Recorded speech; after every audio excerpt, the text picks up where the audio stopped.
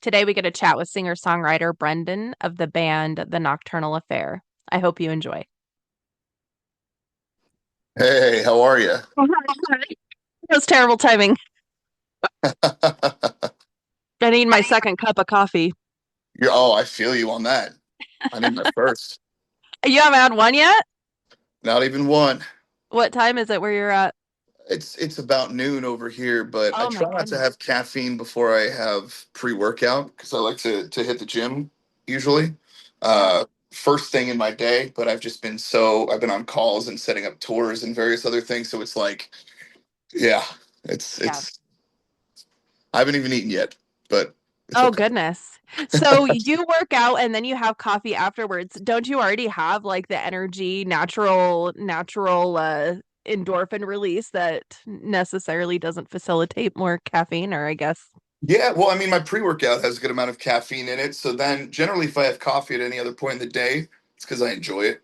Yeah. So yeah, it's definitely managing caffeine input because if you have too much, it doesn't feel great.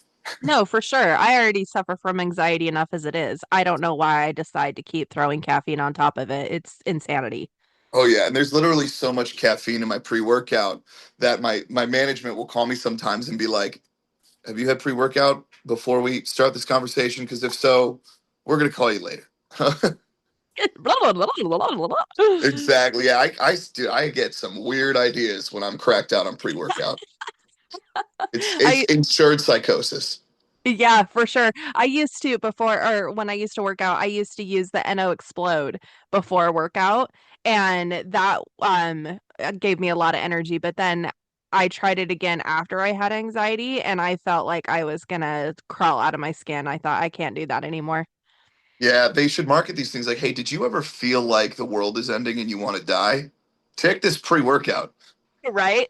The only way to make it stop is to just work out and hope it Right. stops." Yes. Yeah. Yeah, if you have any interruption at all, you better be like knees to chest running while you're on the conversation or whatever you're having to Yep. do. But once you've like had that taste, you have to chase the dragon because you can't go to the gym without pre-workout. That's like so You're it's like getting into the shower with your clothes on. It just doesn't feel right. you're like a slug. Yeah. As far as coffee, what's your coffee of choice? Anything anything by Lavazza is my Mm, favorite. I love Lavazza. Lavazza pairs well with a good cigar too. okay. I don't know if I've ever had that. I'm assuming it's a brand. Yeah, it's a great Italian coffee. Oh, nice. Okay. Yeah. Nice. Cool. Well, let's get into the music, huh? For the Oh whole yeah, reason we're here. exactly. So you just released the last one you just released was The Deep. That was after a trilogy of videos. Very intense videos and very different feels. Like all three songs had very, very different feels. I know that there's a lot of emotion that is tapped into the storyline. Do you mind us digging into that? Sure, I could tell you about the storyline of the songs, but the videos are actually the brainchild of my managers, Mark Willis and Rick Santinella. Very well done. Yeah. Well, yeah. Well, let's dig into the lyrical components of what the experiences of the songs are about themselves. Sure. I mean, where can we start? I guess it starts with "Cross Me Out," right? The second Hmm. one's "Benefited Down," the final one's "Deep." Um, I want to say none of those songs have anything to do with each other Oh, originally. interesting. Actually, Okay. yeah. So "Cross Me Out" happened pretty much. I had just gone through like a pretty bad breakup, end of a situationship, whatever you want to call it. Um, and it had been about like a year, and I hadn't gotten over it, and I'd been going to therapy, and it was just like one of those things where it was like I couldn't. It was still at the back of my mind. You know what I mean? And then uh, the ex kind of went online and just like the band started doing well. We started getting tours in the UK, potential offers in Europe, and our other song, "It's No Good," was doing well on the charts.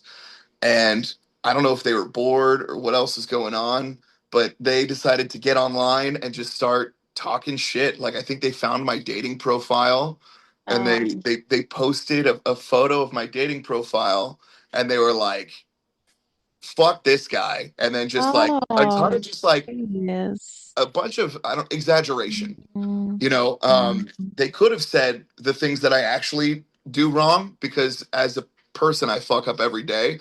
of I've course. definitely done some dumb shit. I can't think of a day where at least anybody maybe doesn't say the wrong thing, do the wrong thing, whatever. But they really tried to paint me like a monster.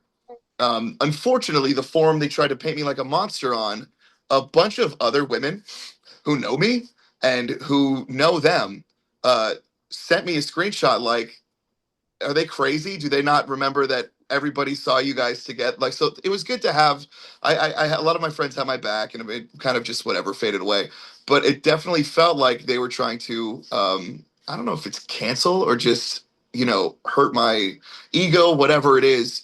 Yeah. But Cross Me Out is definitely about that. It's one of those things where it's like you have a situation with a significant other or maybe a friend or maybe a family member and it doesn't work out and you go your separate ways and you mourn, you move on, you move forward, you try to be better than you were before, but Totally. that other person, I guess, in order to feel better really has to paint you as the villain and make it like they never did anything wrong in the first place.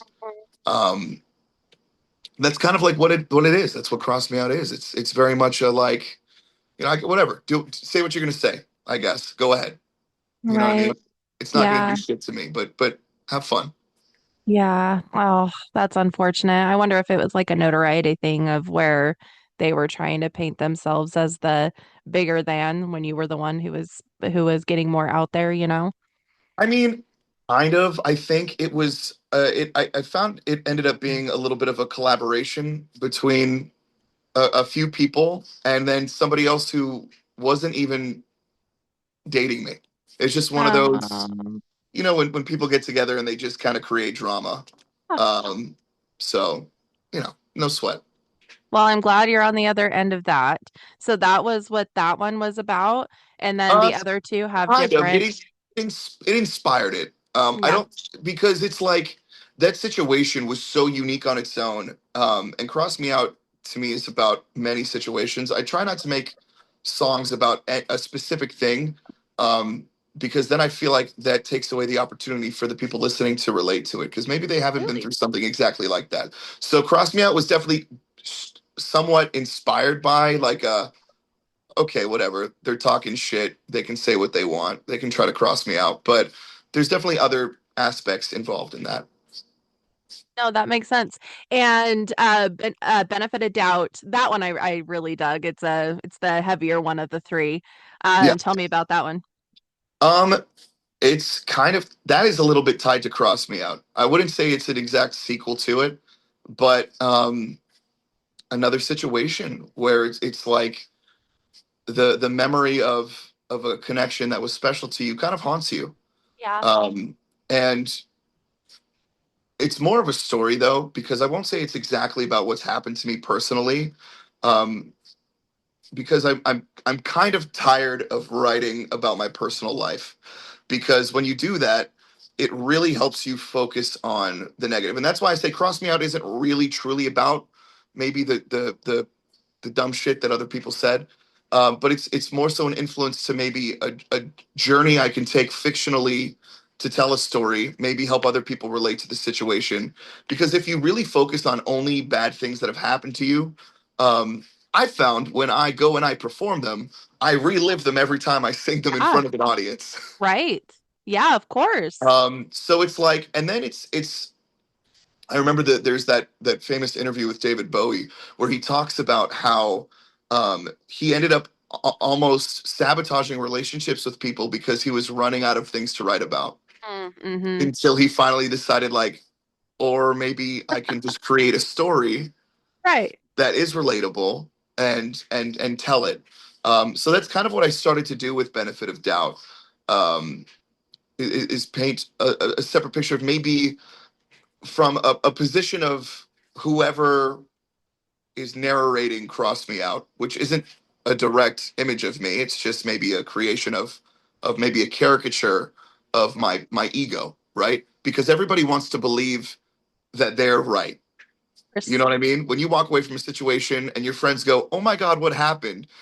Most people don't go, "Well, I was a dick and I Right. was wrong on these times and then Hmm. they were wrong." It's usually like, "Oh man, they were so fucking mean to me," and everybody's usually a victim, right? Sure. So I kind of created a storyline based upon that, maybe almost not taking the egotistical side of me too seriously, and it's almost a way of going through the issues that I've had before. Maybe like holding the mirror up to myself and facing myself and going like, "Okay, man, like maybe you were wrong," but benefit of doubt is almost an exaggeration of that. It's a bit dramatic, especially if you look at the lyrics.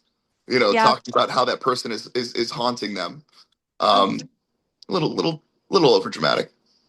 But I mean, I don't think I think that's how it can feel when we do take a look at ourselves, which is a tough thing to do. Yeah, But like you said, we're all flawed. We all make mistakes. But when we do that, it can feel really gross. And so it can feel pretty exaggerate when you're like, oh, I can't blame the other person for these uh, parts of it or these aspects of it or for whatever.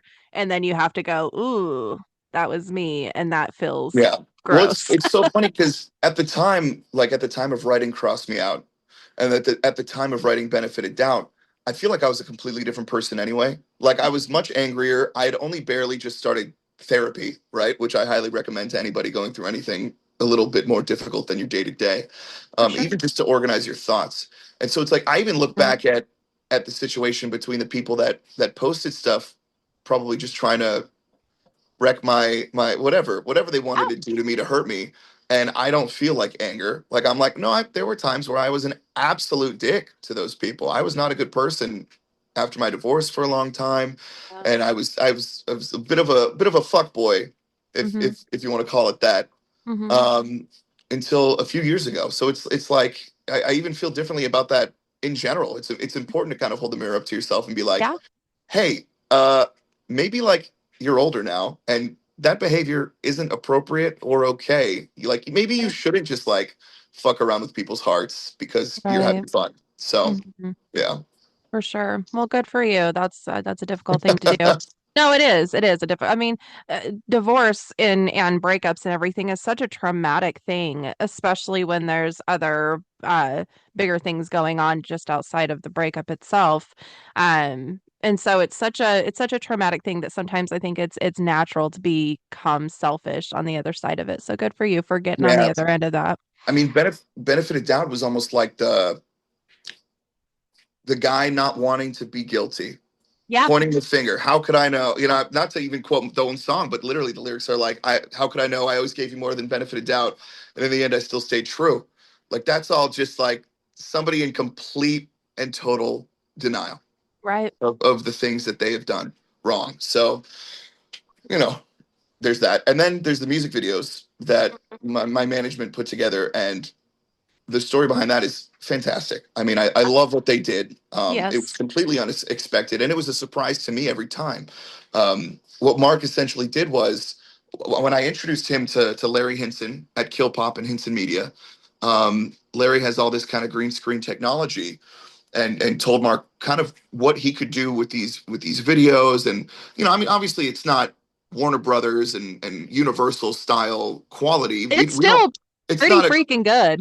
yeah, like we don't have the falling in reverse budget that Oh, right. Ronnie has with the green screen stuff, but it's like we have the ability to take these songs that we enjoyed creating and taking this technology and having fun and Yeah. being creative and just Mhm. like kind of trying to do a little something that's different, right? Huh. And it's just so much fun. When they were Yeah. like, "Hey, we use Unreal Engine to create these videos," I was like, "As in like the video game engine that's responsible for a ton of things that I love to play." And they're like, "Yeah, we're gonna scan you, we're Cool. gonna put you in that world," and I'm like, "I'm gonna be in the Yeah, let's go, let's Your fucking own go." video game. Yeah, That's so it's yeah, cool. and Oh they my gosh, what a essentially, cool experience. I probably shouldn't have given them this much control, but they can essentially now make whatever they made of my icon do whatever they want. So that's a little That's a little nerve wracking, but no, it's Your great. your avatar on screen Exactly. versus your real life avatar. Yeah, they literally you have to stand like this. You have to stand straight, and they take this iPad and they scan you. And meanwhile, there's other cameras that like have these like lasers that come out, kind of like that old Xbox Connect thing where it was a bunch of lasers to figure out your. And they literally, it's your entire body. So if they want to change the makeup of it, they want to change your skin tone, your hair color, your facial structure, like they can do whatever they want. Crazy. That's super cool though. What a Yeah. cool experience. All right, let's talk about the deep, the last one. Beautiful, beautiful song. Deep was never supposed to be for Nocturnal, ever. Oh, Um, interesting. half of it was written during the pandemic, and I was in the midst of one of those bad relationships that blew up and eventually inspired Cross Me Out. Um, and we just it was not meant to be, and we were stuck, and it was shut locked down, and it was you had that pod. So it's like if Yeah. you want to socialize, you got to see them or you don't see them. And Yeah. I I, I take care of somebody who's a little bit older than me and who can't necessarily be around the public like Yeah. I can because I'm younger. So Yeah. I really couldn't see anybody. So Yeah. I was isolated. Um, and I went crazy. I went Mm. absolutely crazy at the beginning of the pandemic. A very dear friend of mine, who's like a sister to me, committed suicide. Oh. I had other friends take their lives as well. I had other Oh. people try to. Oh. Um, there were people I knew that were divorcing. There were people I knew that were just. It was you were there. Everybody was Yeah. there. Everybody knows Right. what I'm saying isn't a surprise to anybody, right? Yeah. So so deep was kind of just like a before I had therapy, I had to do something, and Mhm. um, and so I just wrote about it, wrote about my Yeah. feelings, wrote about how dark and how it felt like I was drowning in the deep end, Yeah. and so I wrote it originally as a piano ballad, and then it saw like 18 different versions and demo periods. Some old band members added like a rock aspect to it, which our old guitar player Andy took it and halfway through it actually evolved into some kind of, you know, more of a rock and roll piece, which eventually became the interlude that we play in the Oh, middle of our shows it's where like cool. my guitar player comes out, does the solo, I'm on piano, and it's kind of like a jam. Cool. It's an opportunity to kind of see the rest of the guys in their glory. You know what I mean? Which I feel like there's a lot of bands that don't do that anymore. And Yeah. we have toured extensively with Fozzy. And one of my favorite things that Chris Jericho does is because obviously a lot of Fozzy fans are there to see Chris Jericho. Of Like course. a lot, of course. Mm-hmm. And he is cool enough to kind of like step back towards the end of their shows a lot of the time. And I think it's for their song. I don't know if it's Enemy or I forget what it is, but it's and I've toured with them enough. I should know that he steps back and like Billy and PJ and Rich, they really shine. There's like a little guitar solo. They fuck around with each other. They cover each other's eyes while they're playing. I mean, these guys are just like Chris works. Chris is not only extremely talented, but he works with some of the most talented people I've ever met. And he, instead of making it the Chris Jericho show, Yeah. he truly is like, look at these motherfuckers that I get to see the world with, and look at how talented. Yeah. And so we're not exactly there yet with that Mhm. because we're still kind of opening in direct support. So I'm not going to put a full blown like here's a multiple guitar solo, bass solo, drum solo where everyone's like, who are you? Like we're seeing you for the first time.